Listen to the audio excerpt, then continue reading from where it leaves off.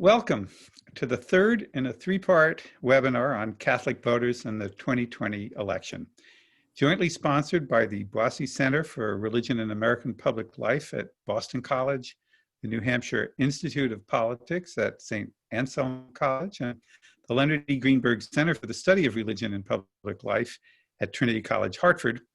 I'm Mark Silk, Director of the Greenberg Center, in the chair this time. Mark Massa, SJ, Director of the Boise Center, will be handling the questions, which we'll be turning to during the last 20 minutes of this webinar or thereabouts. When it comes to questions, we've declared here for this webinar a preferential option for members of the press. So if you're one of those, identify yourself as such by providing the name of your outlet at the top of your question. For everyone interested in asking questions, because we'd like to get to as many of them as possible, please address your question to just one of the panelists, or we'll do it for you. We started this series 2 weeks ago with a discussion of the church and Catholic voters. Last week, it was the Republican Party and Catholic voters, and this week it's the Democratic Party. We have a wonderful group of panelists today, which I'll take in alphabetical order. First, Shaun Casey, who's director of the Berkley Center for Religion, Peace, and World Affairs at Georgetown University. Prior to that, he worked in the State Department doing religion for Secretary of State, the Secretary of State in the Obama administration. He's the author of a fine book on religion in the 1960 election. Tim Matovina is our next panelist. He's chair of the Department of Theology, University of Notre Dame. He specializes in Latino Catholicism in America, and in fact is the author of a fine book entitled Latino Catholicism, Transformation in America's Largest Church. And finally, we have Joseph Tomás McKellar. He's a community organizer, now co-director of the PICO California network of 16 faith-based multicultural community organizations across his native state. Prior to that, he was executive director of Faith in New York. And so I'm going to begin with questions for each of our panelists. And to begin, Shaun, what is the significance, do you think, of Joe Biden's Catholicism, given the history of the Catholic vote in America? Thank you, Mark, and thanks to our three sponsors. It's great to be with you. I think there are three answers to that question about the significance of the Biden election or the Biden running. I think, A, if he is elected, he would be the second Roman Catholic president elected in our history. And that's obvious, and nobody gives out silver medals for the presidential Olympics, but I think it's noteworthy that he would be the second. It would have been 60 years ago exactly when John Kennedy became the first Catholic president elected. Secondly, I think it's interesting, if Biden wins, he may win with a majority of Catholic votes, while within that group of voters, which I think we're going to talk about more, he may actually lose the majority to Trump among white Catholic voters, but he may well win a majority among Hispanic Catholic voters. And I think that, given the demographic seismic shifts that are going on within the Catholic Church today, that might be a harbinger for how the church faithful vote in future national elections. And finally, I think if he does win, it may mark the death of the 40-year sort of utopian vision that Richard John Newhouse first established, where he had an electoral dream where some great Catholic evangelical alliance would emerge and then come to dominate American electoral politics, not only at the national level, but at the state and local level. So I think if Biden wins, given the attempt of the Trump campaign to build this coalition between conservative Catholics and white evangelicals, if that fails at this point, it's really kind of hard to see that dream is in fact ever going to become incarnated in electoral reality. And then I think that's going to cause really both parties to begin to rethink their strategy in reaching out to these religiously specific motivated voters. So let me just leave it at that. Great. All right, Tim. Latinos are the fastest growing portion of the American Catholic population, responsible, among other things, for the shift in the Catholic center of gravity from the Northeast to the Southwest. Unlike white Catholics, they do tend to vote strongly Democratic. And in recent weeks, there have been a number of stories about,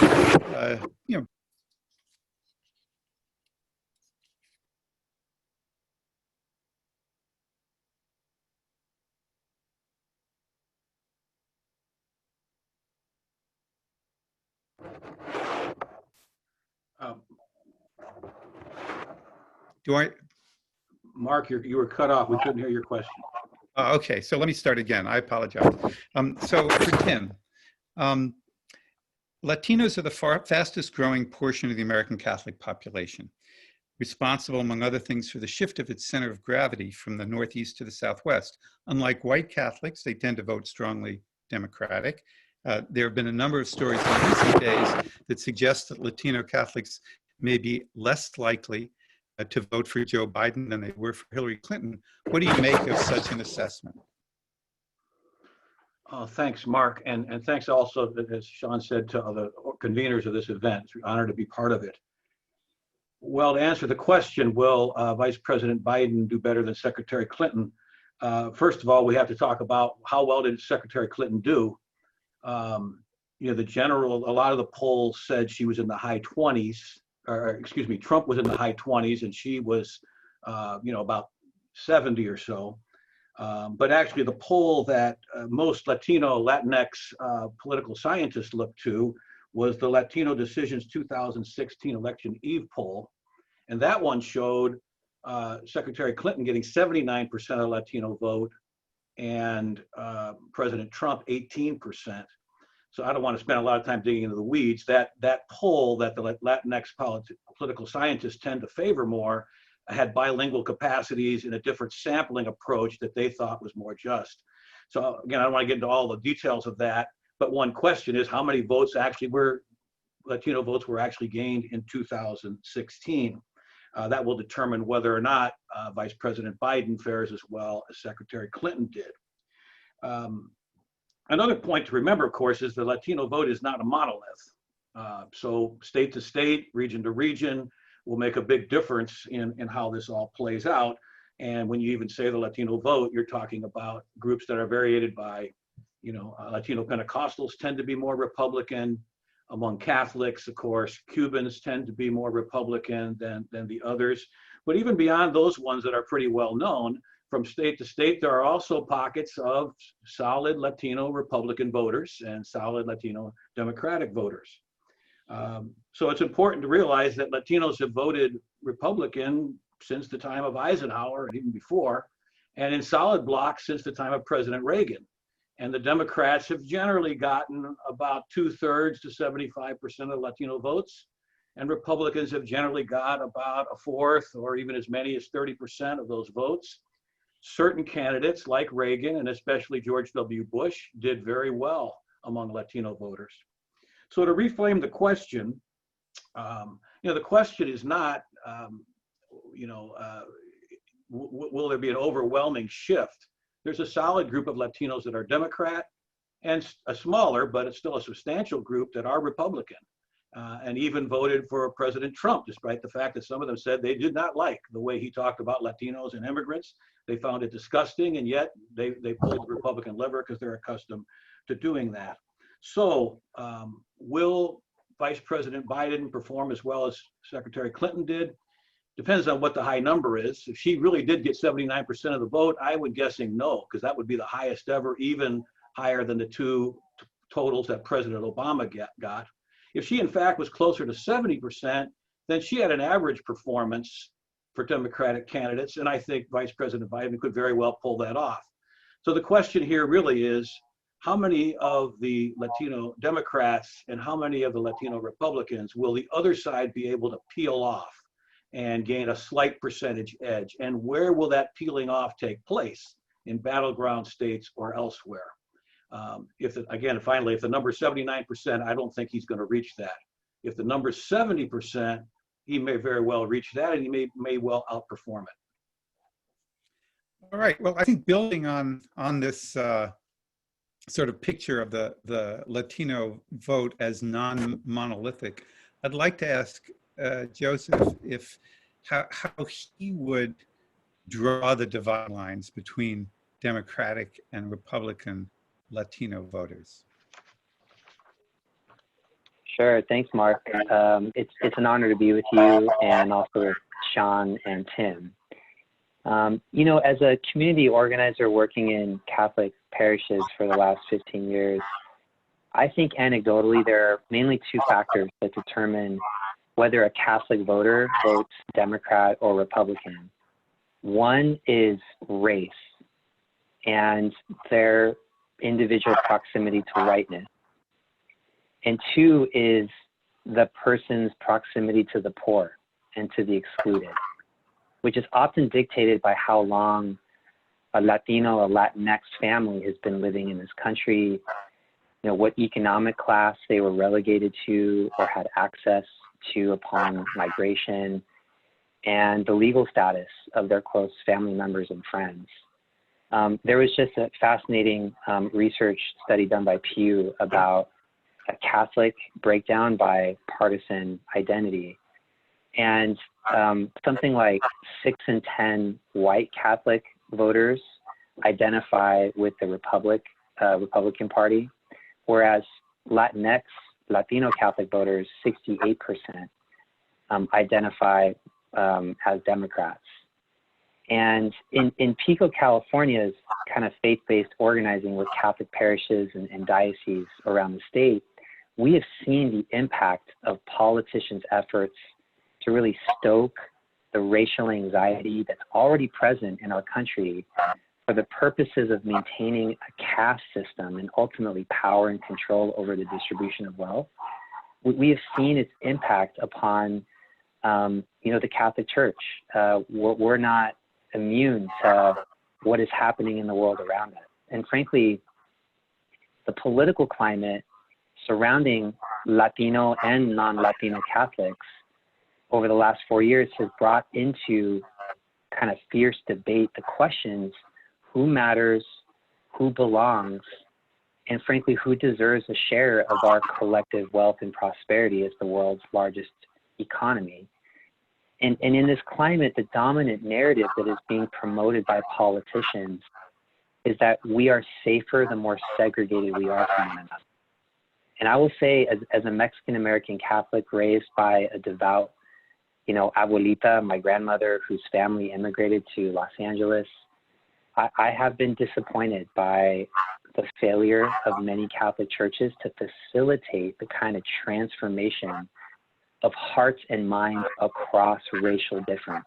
Not enough Catholic parishes and dioceses are lovingly challenging their faithful to confront, frankly, the demonic forces of racism and white supremacy that are dehumanizing our sisters and brothers and siblings.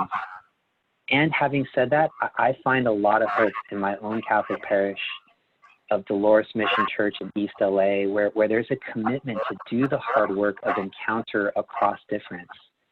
The parish is providing, you know, the kind of programming that is deepening relationships across race and even partisan political persuasion, helping parishioners understand how racism works, helping us, frankly, widen our circle of human concern. And in an environment where Latino Catholics and white Catholics still worship in the same church building, but during separate masses in their native languages, and in an environment of such deep polarization, of increasing isolation from one another, frankly, annual parish fairs and celebrations where all members of the parish get together are not enough anymore.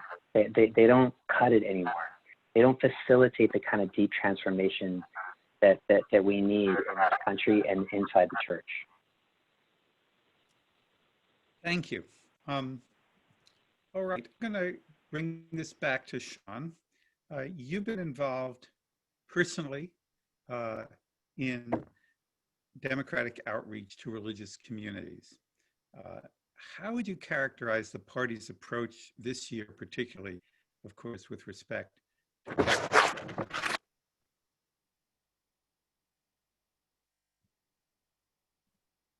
And you have to unmute. There we go. All right.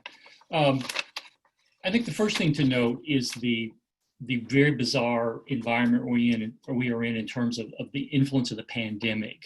I think historians and political scientists are going to be studying this election for a very, very long time to see what lessons can be learned, who adapted the best. But the pandemic prevents the kind of traditional relational campaigning, either house to house, even sometimes in your own house, but certainly in small communities, but also large regional events. Almost all of that is now gone. And I think both campaigns have responded differently. On the Trump side, they still have these super spreader indoor rallies. They have these long meandering press conferences. And the Twitter rage, and then policies that I think reinforce the kind of stereotypes that Joseph was just delineating there. On the other hand, I think what you see going on in the Biden campaign is, first of all, he got a late start. Secondly, he was broke at the end of the primary season, and he had a very tiny campaign staff. Usually by this point in time, by midsummer, early summer, the Democratic apparatus of the nominee is up and running, and Biden was simply raising money and playing catch up and trying to decide, which they finally decided on, to do a completely digital campaign. They've done very, very little face-to-face campaigning until very recently. And it's a gamble on their part. So Biden is going virtual, has a very, very tiny paid religious outreach staff, and the budget is probably equally tiny despite the hundreds of millions of dollars they have raised. And what they basically said is the best weapon we have with all voters, including religious voters, is this Biden versus Donald in terms of character.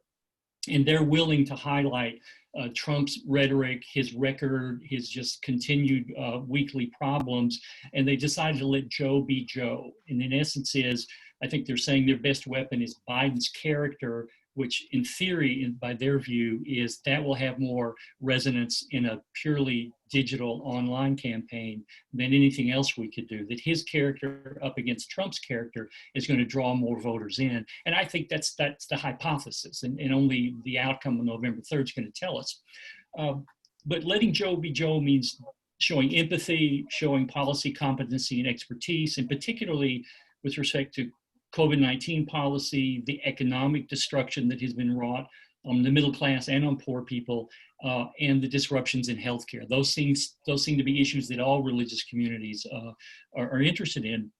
And the bottom line is, I think you see an embrace of American pluralism. There's no sophisticated digital outreach here. We have yet to see a Democratic presidential campaign take full advantage of existing digital technology in terms of locating religiously motivated voters in various circles and various origins, and then communicating them into a vernacular that they understand and resonates within. The Biden campaign has decided not to do that. And again, we find ourselves in a similar electoral college squeaker as we did in 2016, where if the right 40,000 voters had been moved from the Republican column to the Democratic column in 3 states, Hillary Clinton would be running for re-election today. So there's anxiety, I think, among a lot of sort of religious outreach professionals that the pandemic has handicapped them, and that the Biden campaign has decided not to do much targeted religious outreach. And they're sort of gambling and going all in that character will prove to be the most powerful argument to all Americans, religious or secular. Shaun, if I could just push you a little bit on that. What you're saying is after the defeat of John Kerry, your former boss, the Secretary of State, in 2004, there was a kind of belief that the Obama campaign in 2008, which you did work on, did a lot of religious outreach. But if I understood you correctly, it wasn't that kind of targeted approach, digital targeted approach, either in 2008 or 2012 that you're calling for. Is that fair? Is that correct? The technology has evolved now. There's commercially, publicly available data in 2020 that was not available in 2012. I mean, Home Depot knows whether you put a roof on last week or last year or bought a refrigerator. And if you bought a refrigerator, they're going to try to sell you shingles this year. If you bought a roof, they're going to try to sell you a refrigerator this year. So there is that kind of sophisticated data being used in races all around the country today. But the presidential race is not doing that, at least with respect to religiously motivated voters. All right. Tim, let's go back to our the Latino base of Catholic supporters of the Democratic Party. Historically, they've punched below their weight in the population when it comes to voting. What do you think could drive turnout for Latinos in a month?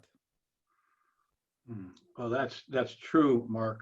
You know, if poll after poll will show that for many years now, Latinos register less and, more importantly, vote less on a percentage basis than African Americans and white non-Hispanics. So that's always a question: how to not just sway voters, but to drive turnout. So how could that be addressed? Well, maybe looking at the causes will help. There are certainly some structural causes.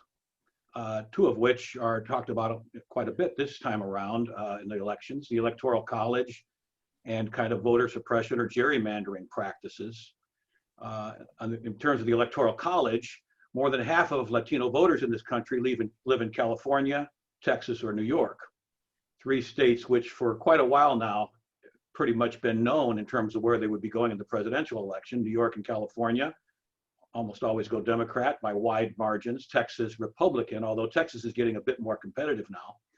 But thinking of that simple statistic, more than half of Latino voters in this country sort of already know what's going to happen in their state before they go to the polls. So that can be debilitating, or that can be kind of diminishing in terms of voter turnout. And the same thing's true of gerrymandering.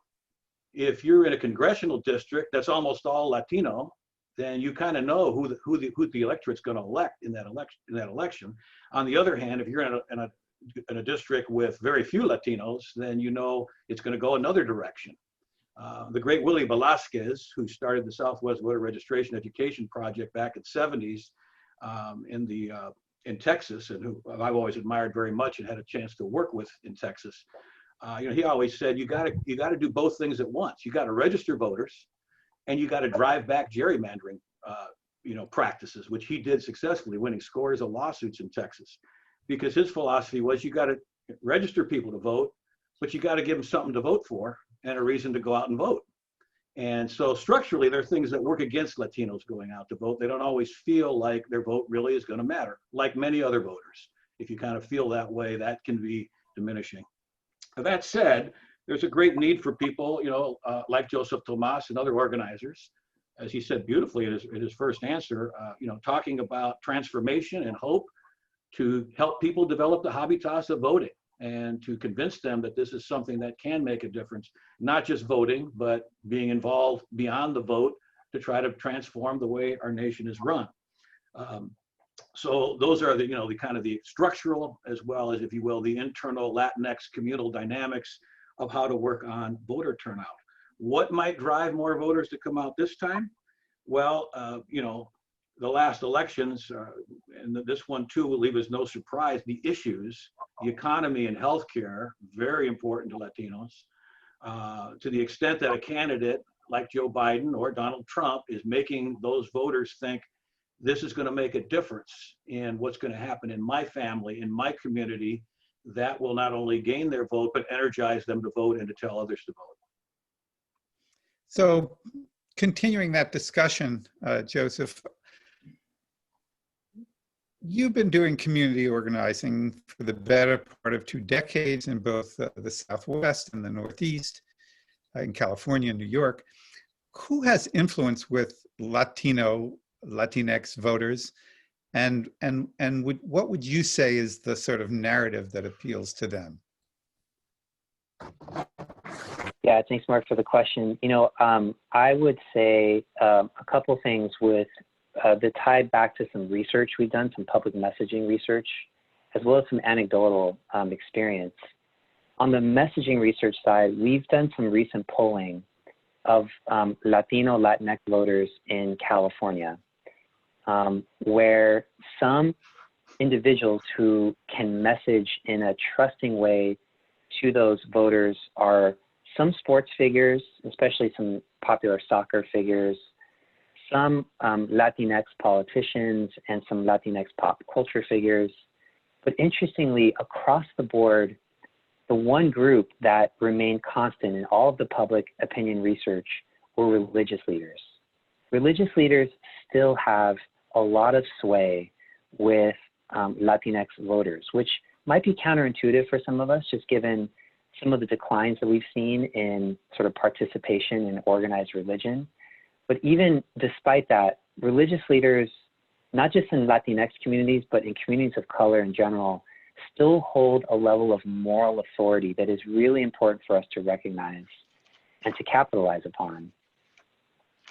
We also know from research we've done on a project called the Race Class Narratives in California, that Latinx voters in particular appreciate messaging rooted in the notion of belongingness and in the notion of community and family values.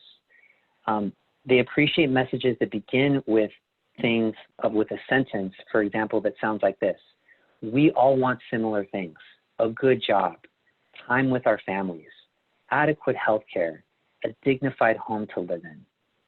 And when we take care of one another, when we make investments in our collective well-being, we can create communities and a state where all people can belong and thrive. Latinx voters resonate with that, probably in part because of the deep kind of family values and communal sort of nature of our culture, but also because there is a weariness amongst Latinx voters in particular as it relates to the highly divisive and polarizing rhetoric in our broader public narrative right now. What Latinx voters, what Latino voters don't resonate with are those messages laced with partisan overtones. It was said they care a lot about housing, health, and safety.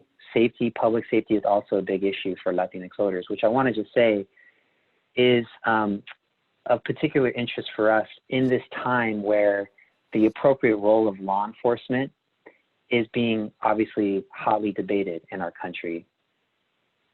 Latinx voters are particularly vulnerable to messaging that is rooted in an agenda aimed at expanding criminalization and mass incarceration. Frankly, we think because there's just a lack of imagination for other ways to achieve public safety. There's a belief that more police correlates with more safety. And so there's a divide right now that is emerging in our research and in our on-the-ground experience between Latino voters and some African American and Black voters with regards to the needs to reimagine public safety and the debate about the proper role for law enforcement in communities of color. And this despite the fact that, at least in California, a plurality of people who are killed by law enforcement are Latino, and a plurality of people in our prisons are Latino. And frankly, in our experience, the most powerful way to mitigate that reality is this notion that Pope Francis talks so much about of encuentro, of encounter, of proximity to one another's stories. And the church, the Catholic Church, has a critical role to play in this kind of bridge building and deepening of solidarity, from which new and creative pathways forward can emerge, new public policies, new agendas that ensure that we are rooting ourselves in a culture of belonging. And it helps us to overcome the danger that politicians are really exploiting Latino fear and bias against African Americans. And encuentro also helps us overcome, frankly, the dualistic binaries and polarization that so characterize our times. Thank you. So I finally have one question that I'm going to go around the room with, have everybody do an answer before we turn to some questions. And it's this. When he was running for the presidency in 2016, Donald Trump pledged to appoint Supreme Court justices who would overturn Roe v. Wade. And he has now, in Amy Coney Barrett, nominated one who may just do that. How important is your view of the anti-abortion cause to Catholic voters? And what, if anything, should the Democratic candidates do about that? And why don't you start, Shaun? Okay. Yeah, I think it's clearly it's important to a lot of Catholic voters. I think it's primary to a much smaller selection of Catholic voters. I know it's the number of Catholics for whom this is the single issue they vote on. I think polling shows that that's a relatively small amount, but obviously for a larger number of Catholics, abortion is quite important. What should Democratic candidates do about that? Well, first of all, what they shouldn't do is to attack the nominee about her membership in particular religious or Catholic organizations. I think that would be a fraught, and I think, frankly, that's what the Biden folk are hoping will happen with the Judiciary Committee. What I hope for the future, and this probably makes me a utopian, is for Democrats to actually embrace the fact that under Biden and under Obama and under Clinton, we've had the largest decline in the numbers of abortions compared to their Republican counterparts. And I think the takeaway there is that if you embrace this agenda that is in fact deeply shaped by Catholic social teaching about full employment, livable wage, affordable health care for all, that you actually see when those things are distributed or they grow and wages grow, abortion rates go down. Someday we may find ourselves where Roe v. Wade is not the focus, but rather how people of goodwill across the aisle can come together and say, within Roe v. Wade, we actually have a framework to talk about actual policies that take pressure off of women with unintended pregnancies to bring that pregnancy to full term and bring that child into the world. That need not be a partisan or sectarian issue, that we know there are public policies that have pursued and successfully implemented. It makes a difference to hundreds of thousands of families. And it's probably going to take a Democrat, frankly, to keep the pro-choice folk in the fold, but also to say we can reach out across the aisle to people who are pro-life to say we can actually reduce the number of abortions. But I don't see that horizon being quite close. I think that's going to be several years down the road. All right. Tim, since we keep going around the room in that order, what's your take on that? Well, I'll speak in terms of Latino voters. Latino voters, among all Catholic voters, tend to be more in line with what Catholic teaching is across the board. At least statistically, we find that. So on the more traditional issues like abortion, the majority of Latinos are still solidly pro-life. Now that is changing. There's a growing number of abortions among Latino young women themselves, and especially among younger Latinos, Latinx young people who are born and raised in this country, to be pro-choice is increasing as well. But still, statistically, Latinos tend to be more in keeping with the teachings of the church on issues like abortion and other traditional issues. But by the same time, at the same token, they're also in keeping with the teachings of the church on the death penalty, on immigration, and on other, so-called liberal issues. So down the line with the teachings of the church and the USCCB, statistically at least, Latinos still fit more neatly within the whole Catholic umbrella. Now that said, the question then becomes, how do they prioritize the issues in their voting? And in fact, very few Latinos, there certainly are some, but far fewer than among white non-Hispanic Catholics make abortion the issue by which their vote will be cast. And in fact, as we've been saying already, Joseph Tomás said it well, economic issues, healthcare issues, community life issues tend to drive Democratic Latinos voting patterns more and more. Your question was also, what could Democrats do about it? Well, I think Shaun's final comment was telling. They seem quite stuck in a very strong pro-abortion stance. And the stance that we had under President Clinton, President Obama, let's try to make it legal but less prevalent, might be a way to attract more of these voters and to at least show that there's an effort at having some kind of a consistent ethic of life. Whether that's going to happen or not, I don't know. For the time being, the strong messages on economic and healthcare and other realities still are attracting a strong number, a clear majority, a large majority of Latino Catholic voters, even though they themselves are more than half, well over half, are not in favor of abortion. And Joseph. Yeah, I would agree with what Shaun and Tim were sharing. There was a really, well, two things. One, we've been asking the question across the parishes and congregations where we organize, the question, does your faith inform your politics, or do your politics inform your faith? And we just think it's such an important question for people of faith, Catholics included, to really reflect on deeply the degree to which their faith informs their politics or their politics shape how they view their faith. And that's a preface to what I wanted to read is a couple lines from something Bishop Robert McElroy wrote a couple of years ago now as part of a lecture he gave called A New Catholic Political Imagination. And in this lecture, Bishop McElroy, who's the bishop of the Diocese of San Diego here in California, he says that Catholic teaching has been hijacked by those who break down the breadth of our social doctrine by reducing it to the warped partisan categories of our age, and then selecting those teachings for acceptance, which promote their partisan worldview.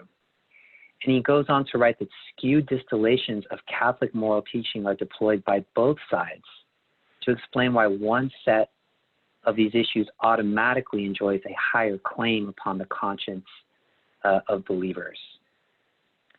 And so I'm really compelled by Bishop McElroy's invitation to overcome, as I said earlier, the temptation to view the world in binaries and in dualistic frameworks of good versus evil, black versus white, right versus wrong. When in reality, all of us are on a journey to become better versions of ourselves. And none of us are ideologically pure, although the Democratic Party, as well as the Republican Party, demand ideological purity from members of their party, especially the kind of people who are running for office, those who control the parties. And I just fundamentally believe that Democrats have to create space in the party for Catholic Democrats who do not support abortion. And we just believe that community organizing, and by extension, the political parties, have to be places where people who may not see the world exactly the same can still coexist and shape a better future for their communities and for their families in the same tent. And unfortunately, right now, we demand this level of ideological purity in all the parties that is just not realistic and frankly doesn't jibe well with Catholic social teaching. So that would be my biggest advice to the Democrats, is to learn a lesson from the history books, create a bigger tent, and again, really infuse an ethos of belonging into not just our rhetoric, but how we go about democracy. All right. Thank you all. We're now ready. We were supposed to start questions at 4:40, and it is now 4:40. So that's pretty good. I'm going to turn for those questions to Mark Massa. Do we have a question for a panelist or two? We do have several questions for the panelists. I think it's been interesting and lively set of questions sent along. Question, first of all, for Shaun. Shaun, there's been sort of a problem of trying to figure out how important abortion really is. So I have a question like, the Pew Trust announced a while back that only 1% of Americans believed that abortion is far and away the most important issue. Why is it that abortion has played such a central role in the Catholic discussion in the United States? And where is that coming from? Is that top down? Is that coming from the bishops? Or do you think, in fact, that the things like the Pew Trust don't really appreciate how important the question is in the Catholic community? Or where is the centrality of that in the current discussions coming from? I would say that there is no centrality, and that's part of the problem here. There are multiple voices, multiple segments of both society, but in both parties you know, I referred back to the Richard John Newhouse theory. I mean, I think Newhouse really thought that, I mean, in fact, that was what sort of triggered his neo-conservative pilgrimage was Roe v. Wade. And I think he did have a vision where an anti-abortion driven coalition would draw Catholics and evangelicals together. And it did to a certain degree. And so I think it's now, you fast forward, I think Republican operatives tend to say, yes, we can draw enough white evangelicals, enough white Catholics to get very close to 50% in an election. So you have party apparatchiks. By the same token, you have party apparatchiks in the Democratic Party who say, no, we have to be resolute, as Joseph and Tim were both pointing out, to narrow the tent there. And so both parties think by driving a base pro and con, they can still reach the 50%. Now, neither thesis has proven to be 100% foolproof in presidential races. So the political rhetoric continues. The Conference of Bishops obviously have not changed their opinion. I mean, the tone maybe has different valences over time, but their position is still what it's been.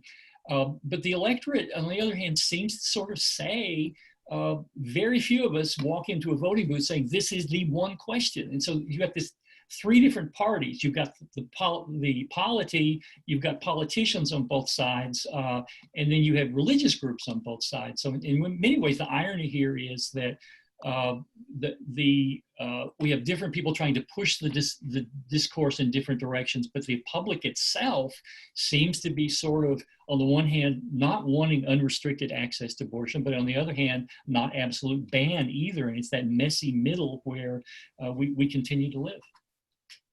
Interesting, thank you. This is a question addressed to all three of you. Bibiana Bollero asks, her perception is that the grassroots organizing for the Catholics for Biden is much more organized this year than in 2016. And do you agree with that sense? And will that make a difference?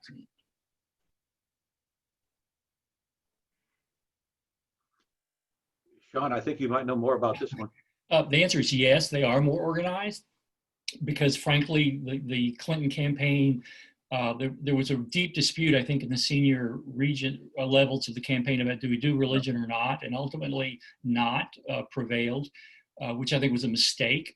But so pretty much anything Biden does is going to be an improvement over what was done in 2016. But the grassroots part of it, I'm not really sure about. I mean, they're doing a lot digitally. There are a lot of, there's a website now which is pretty glitzy that's gone up really in the last 3 or 4 weeks. I'm still not sure in this pandemic era that a glitzy website's going to move 5% of the 6% undecideds one way or the other. It's not relational. It's not face-to-face. And Biden is not actually talking about, other than talking about his own Catholic narratives. So he personalizes it as part of his empathetic, caring persona. I don't think they know where the Catholic voters live. I don't think they can identify them at the household level. So yes, it's better than 16, but on the other hand, it's not as sophisticated as it could be. Joseph, would you agree that it's better organized among Hispanic voters? I wouldn't be able to say, honestly. That aspect of the campaign in the Biden shop it just hasn't been super relevant as we've seen it on the ground. So I wonder, to what degree it's reaching California. I know that the campaign has to make decisions about, say, other states where, turnout matters in different ways than it does in California. So that might be why. But I can just speak from the California experience and don't feel like I could say one way or the other. Okay, thank you. Phil Zagano has asked a question on the famous wafer wars question, which has been a question that's sort of not figured largely in the media. She reports that the National Catholic Register is trending a report that says that Cardinal Raymond Burke has announced that Mr. Biden should not receive communion. And if that happens, if bishops start announcing that Joe Biden shouldn't receive communion, what kind of effect will that have on this election? It's addressed to any of you and all of you. Well, my gut tells me it would help Biden. It's interesting. In 1960, John F. Kennedy decided to do religion when he discovered that there was a massive Protestant anti-Catholic campaign being launched against him by Billy Graham and others, orchestrated by Richard Nixon. And the polling showed that after Labor Day, if he was perceived to be a victim of anti-Catholic bias, people would vote for him. The undecideds, which were about 12 to 20% of the electorate at that point, they would be sympathetic towards him. I think a lot of Catholics would say, if Cardinal Burke is out there leading from Rome, is leading an anti-Biden communion campaign, I think they'd say that's a net win for them going forward. Because again, we're talking about 6% of the electorate undecided right now, and Catholics are a fraction of that, maybe 2% or 1%. I think the Brain Trust would say that's an own goal. That's an error on the part of the Trumpies to let Burke do that. Tim or Joseph, do you want to opine on that? Just that the dynamics of this are of course less this year because of the pandemic. I mean, there's much less, like when John Kerry was running, it's just so much less now because of the pandemic, which I think diminishes it even more, following on the other causes that Shaun spoke of. In fact, it would highlight the fact that Biden actually is attending Mass on a weekly basis. That is that's been a part of his lifestyle throughout adulthood. So it would simply, I think he'd be able to say, well, gee, that hasn't been a problem for me as I've traveled the country the last, 2 years. Yeah, and I think just from the Latinx experience, I think it just reinforces what I said earlier about the general distaste and ambivalence about more messages and more examples of division. I think voters are eager for examples of people being welcomed in, people being invited in, messages about universality and community. And so I disagree. I don't think, I think a lot of these issues too, like the cardinals and the kind of hierarchy, think that Latinx voters, immigrant voters are paying more attention to it than they actually are.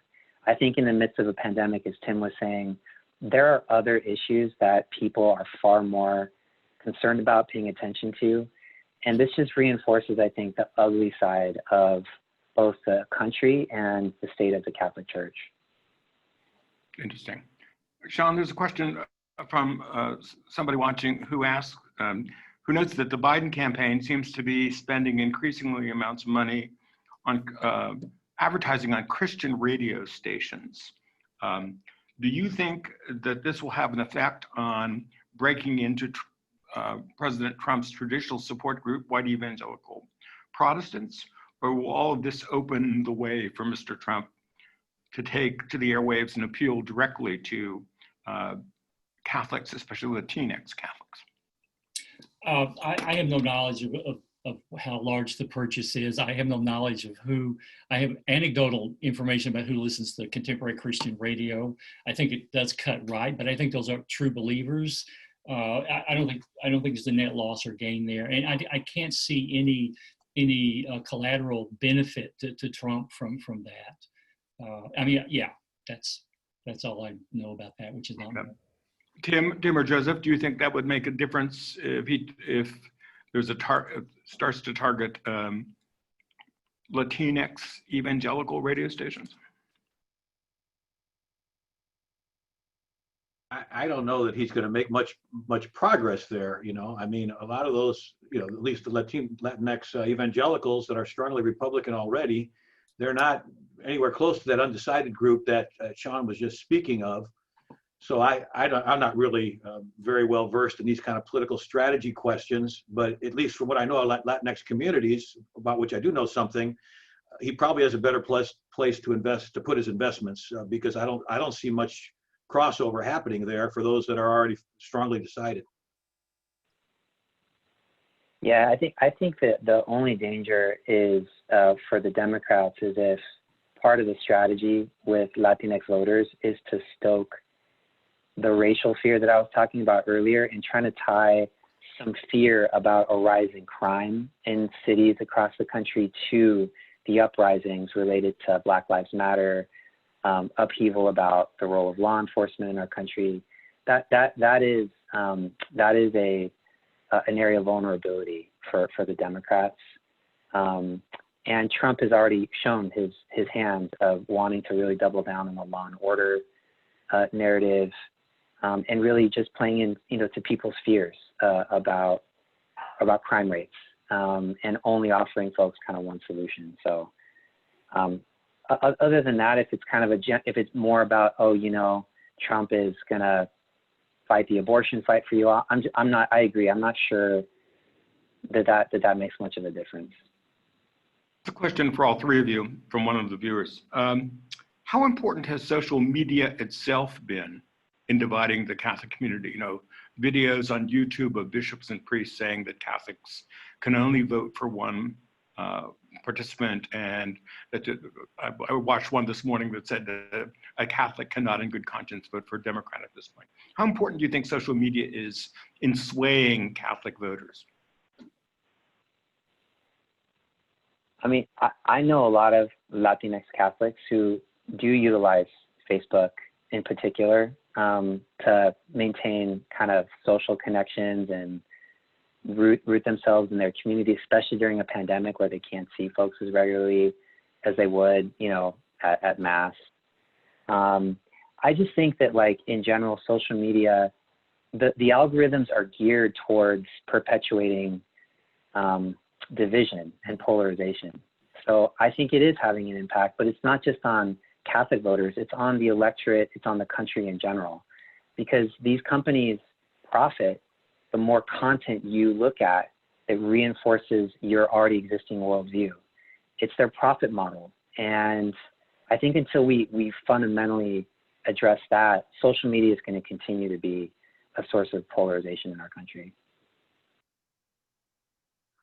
I think Joseph is absolutely right. I mean, this is another one. I don't know a lot about this, in terms of any kinds of surveys or studies, but it seems to me social media doesn't tend to change people's minds. It tends to drive division. I personally, and I only know anecdotal evidence on this, I don't know anyone who's changed their mind because they saw something on social media. It's quite the opposite. It makes them angrier at the people that they supposedly disagree with them, even their own friends and family members.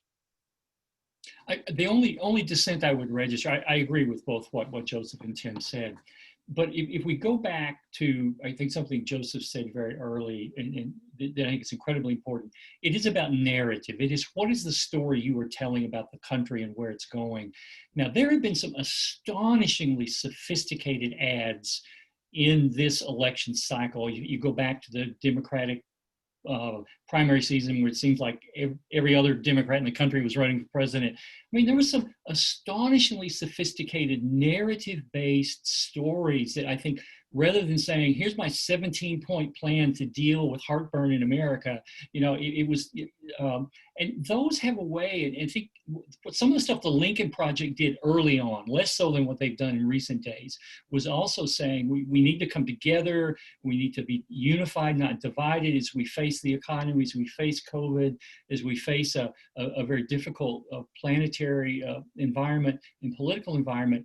And that seems to lessen as we get closer to the election. The content is more of what Joseph was saying. It's like, we hate those guys, we're the good guys. And we've moved away from, there's no hope and change here, right? The broad narrative that Obama crafted so well back in 2008. And to me, that's where the potential is in social media, to tell a broader, grander narrative, to attract people to pay attention who normally wouldn't. But if you're throwing bricks at people on the screen, I just think we all get repulsed by that. But it's interesting to see how there seems to be more of the noise and less of the narrative telling now. But social media is capable of doing that. But that seems to be less prevalent, at least in my bizarre viewing habits.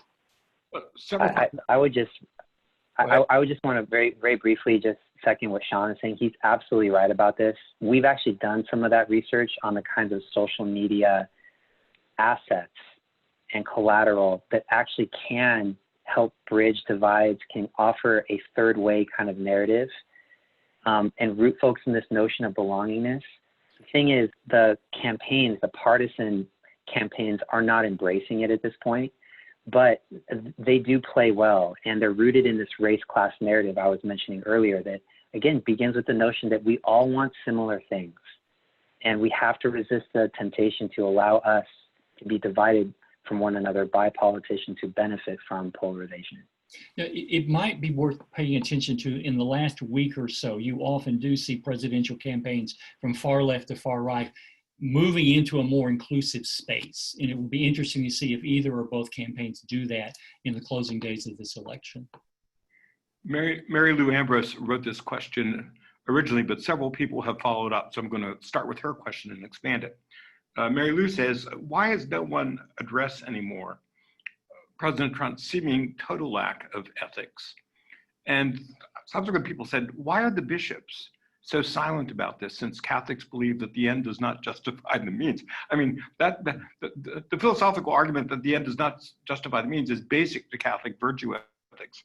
And yet the bishops have been astoundingly silent about. Well, let me give you an example. Let me give you an example we're living in right now. 10 days ago, the Secretary of State wrote a scathing critique of the Vatican in First Things about its China policy. Tomorrow, the U.S. Embassy to the Holy See is sponsoring a religious freedom conference where Cardinal Parolin, Archbishop Gallagher are going to be on the podium with the Secretary of State and have to sit there and take a beating from him about defending the Uyghurs and Christians in China. Now, President Trump, we now know, told President Xi, go ahead and put the Uyghurs in prison, essentially a green light from us. And I've never known of a U.S. Secretary of State attacking the Vatican in print a week before he knows he's going to be on the dais with the Secretary of State from the Vatican. If I'm in the USCCB, my head is exploding because I don't care who you are, Democrat, Republican, Independent. If you're the Secretary of State, you don't write a column directly attacking in public the Vatican, the Pope directly. And yet it looks like a collective yawn from the conference, and I'm mystified by that. Jim or Joseph, do you want to add to that? I mean, I'm not much to add. I think the questioner is certainly correct. You know, there's not a lot. I do think the bishops should be taking always, not just in this election, in every election, a nonpartisan stance. I think the Catholic Church is best when we don't try to align ourselves too closely with either party. I think that's been the tradition. It hasn't always been followed, certainly in recent elections. But the case Shaun just pointed out is not a partisan case. It's a case of the honor of the Church and the honor of the Holy Father. And whatever else one can say about Pope Francis, he certainly is a teacher of the Catholic faith. He's the vicar of Christ. And what Joseph said earlier, you know, the basis of his teaching is not one political party, a partisan stance versus another. It's the encounter with Jesus Christ and missionary discipleship. If that can't unite us as Catholics to say we demand all of our politicians stand with respect before the Church, I don't know what will. Mark, do I have time for one more question? One more question, and then we'll wrap. A question from a viewer about the current battle over the Supreme Court nomination and how that battle is being shaped, and questions about the candidate's Catholicism and her take on Catholicism. In the long run, do you think that Catholics will be energized by the nomination that looks like it's certainly going to go through in the Senate? Or do you think that this will repel Catholics in terms of the way this was done? Or do you think it will have any effect on the election itself?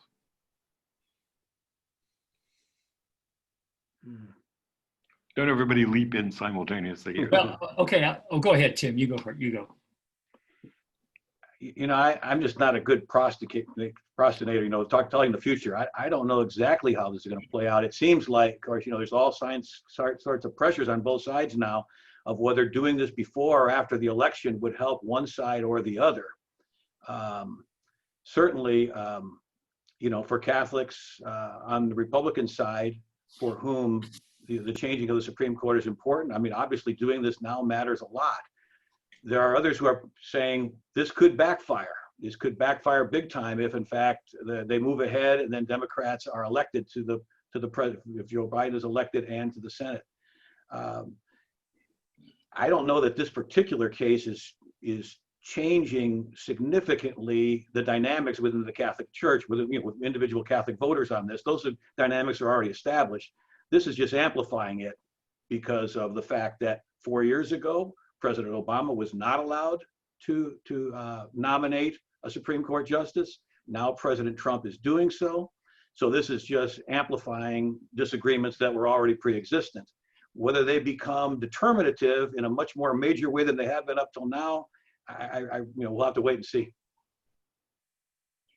I think the only electoral impact here will be to motivate voters who fear that the Affordable Care Act will be overturned and that Obergefell may be overturned. So for people for whom LGBTQIA rights are important and people for whom affordable health care it may motivate them marginally more to get to the polls. Yeah, I'm not sure it's going to have a major impact. I'll try to end on a hopeful note, though. My hope is that this animates folks inside of the church to begin to expand the conversation about faithful citizenship beyond just the issue of abortion, because so much of the justification for ramming this nomination through the Supreme Court is based upon the desire to overturn Roe v. Wade. And with the Affordable Care Act up shortly after the election, and with other major issues that are sure to come to the Supreme Court, including immigration, if there's some kind of immigration reform, no doubt it's going to go before the Supreme Court. And the Catholic Church just has to be vocal, more vocal on some of these issues. So I'm hopeful that maybe it's a catalyst to expanding and widening, as I said earlier, the circle of human concern. All right, then. I want to thank our terrific panelists, Joseph, Tim, and Shaun, for a wonderful discussion. Mark, thanks for handling the questions. I want to thank you and Neil Levesque, who directs the New Hampshire Institute of Politics, for co-sponsoring this with the Greenberg Center. I think we've had a good 3 sessions. And I'm sure everybody who's here will be tuning in to another webinar tonight taking place in Cleveland. Thanks to the audience and audiences who came by, and I hope this has been a useful discussion for us all. And with that, farewell. Thank you all. Thank you, Mark. Thank you, Joseph, Tim. Thanks, everyone. Thanks, everybody. Blessings.